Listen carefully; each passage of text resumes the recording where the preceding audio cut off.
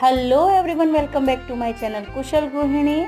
આજે ઘણા બધા સમય પછી તમારી સમક્ષ વિડીયો રજૂ કરી રહી છું। ખૂબ જ વ્યસ્તતાને કારણે હું વિડીયોને બનાવી અને એડિટિંગ નથી કરી શકતી।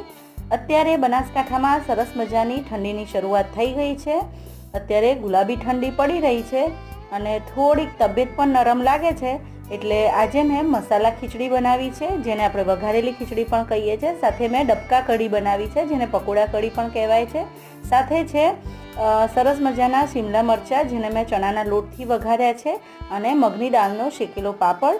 તો અહીં મેં ઘાણીના તલનું તેલ યુઝ કર્યું છે, કારણ કે શિયાળામાં અમે તલનું તેલનો ઉપયોગ કરીએ છીએ આ રીતે કાચું ખાવા માટે, અને દાળ શાક વઘાર કરવા માટે તો અમે ઘાણીનું શીંગતેલ જ યુઝ કરીએ છીએ।